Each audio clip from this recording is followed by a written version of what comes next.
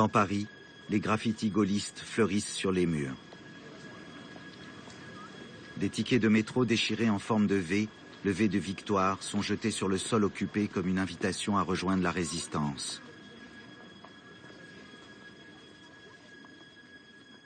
Jaujard, lui, n'a pas attendu ce face-à-face avec Jeanne Boitel pour entrer dans la résistance.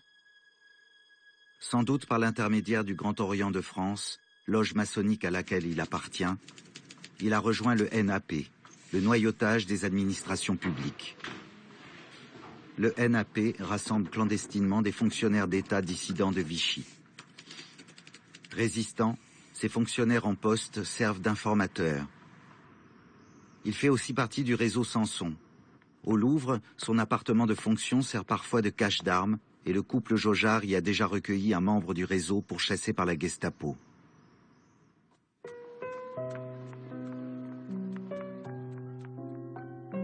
Si l'agent Mozart, en entrant au Louvre, avance en terrain conquis, Jeanne Boitel, en sortant du Louvre, prend congé d'un Jaujard qu'elle devine séduit.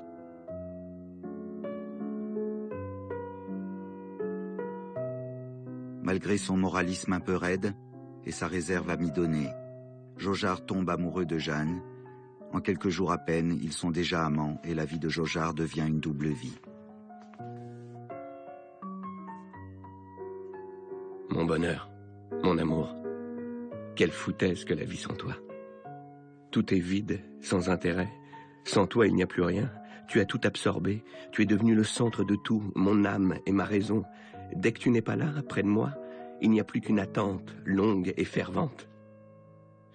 Je t'aime, Jacques. Tante Jeannette m'a dit, j'ai une grande nouvelle à t'annoncer. Je suis devenu pour la première fois amoureux d'un homme exceptionnel. Il est directeur des musées nationaux, il a été sous-directeur, et elle m'a dit, comme sous-directeur, il a sauvé le Prado, comme directeur, il s'est occupé du plan d'évacuation des tableaux du Louvre, et notamment, il m'a raconté qu'avec sa petite voiture, il avait mis la Joconde à côté de lui, et il avait emporté la Joconde dans un château du sud de la France pour cacher la Joconde. Tandis que Jeanne Boitel et Jaujard s'aiment dans le plus grand secret, les chefs de dépôt entrent à leur tour en résistance. Pour le personnel des musées, les maquis du voisinage sont parfois menaçants. Le 6 février 1944, les résistants s'engouffrent au dépôt de Montal pour s'emparer des armes, des salaires des gardiens et de l'essence des autopompes à incendie. Mis en joue, René Huyghe parvient à les convaincre qu'ils se trompent d'ennemis, que patrimoine et patriotisme sont une cause commune. Les maquisards s'excusent et partent les mains vides, sans savoir que ce lieu abrite la Joconde.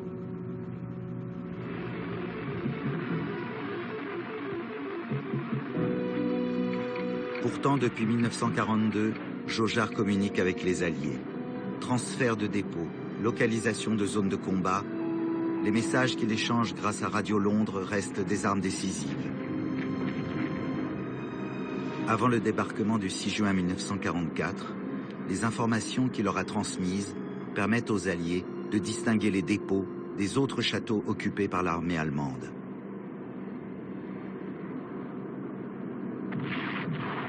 Les aviateurs américains confirment aussi que les immenses inscriptions au musée du Louvre, fabriquées par le personnel, sont parfaitement lisibles.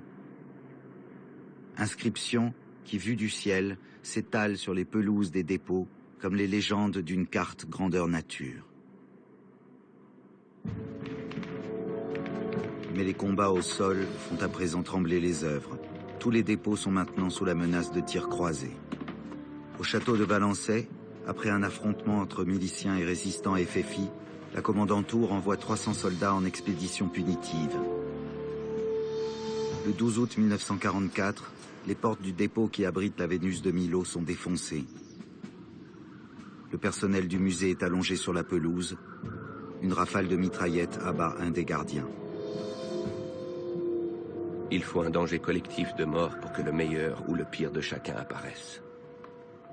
Alors il n'est plus que deux catégories d'hommes. Ceux qui pensent aux autres autant ou plus qu'à eux-mêmes, et ceux qui ne pensent qu'à eux-mêmes au point de pouvoir nuire aux autres. C'est le moment où l'on découvre que les critères de la vie normale sont sans profondeur, que la seule grandeur humaine est dans l'aptitude au sacrifice. Mais pourrait-on clairement dire pourquoi? Les combats se multiplient. Sur ordre de Jaugeard, pour informer les troupes du contenu des châteaux, des affiches sont rédigées en anglais et installées à chaque entrée.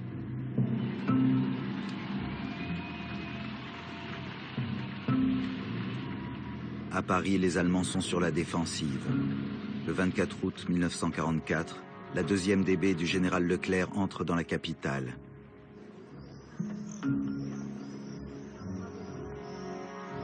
Jaugeard, avec panache, fait lever le drapeau français sur les toits du musée cerné par les tirs d'obus, tandis que le personnel s'est replié dans l'abri de béton fabriqué au sous-sol.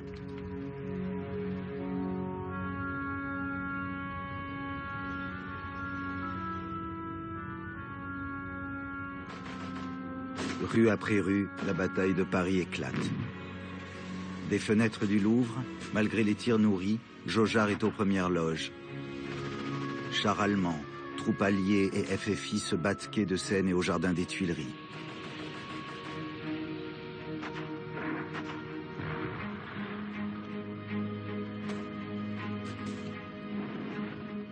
Après leur capitulation, 600 prisonniers allemands sont détenus dans la cour carrée du Louvre.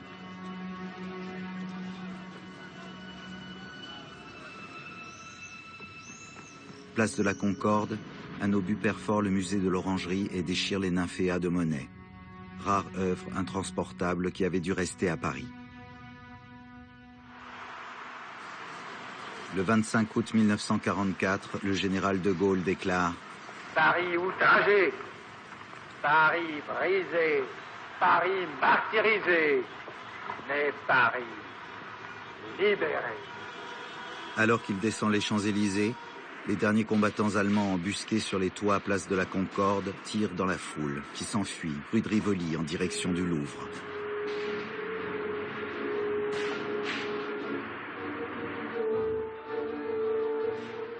Les 600 prisonniers allemands enfermés dans la cour entendent la clameur et paniquent à l'idée que cette foule vienne les lyncher. Ils défoncent les portes et se dispersent dans le musée.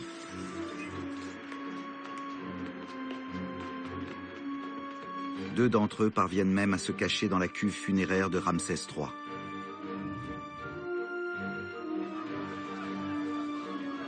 Des résistants de la dernière heure accusent Jaugeard d'avoir accueilli ces prisonniers à l'intérieur du Louvre. Preuve édifiante, selon eux, d'intelligence avec l'ennemi. Conduit à la mairie du 1er arrondissement, sous la menace d'une arme et sous un flot d'insultes, Jaugeard est vite secouru par le conservateur Robert Ray, lui aussi membre du NAP et pionnier de la résistance qui plaide en sa faveur et obtient des excuses publiques. Le soldat qui tua Archimède est dans toutes les foules. L'impression de mourir n'offre un intérêt que si l'incident nous a permis de voir l'émotion d'un ami.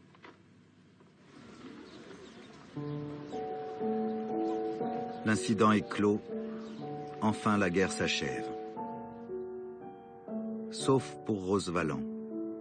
Sous l'uniforme de capitaine, elle rejoint les forces alliées en Allemagne et met à leur disposition les notes rédigées sur ordre de Jaugeard. Ces registres des mouvements opérés au jeu de paume permettent de retrouver plus de 45 000 œuvres dissimulées dans des galeries souterraines. La statue de Marie-Madeleine est découverte intacte dans une des résidences de Göring. Rose Valland localise aussi le polyptyque de l'adoration de l'agneau mystique, entreposé dans une mine de sel.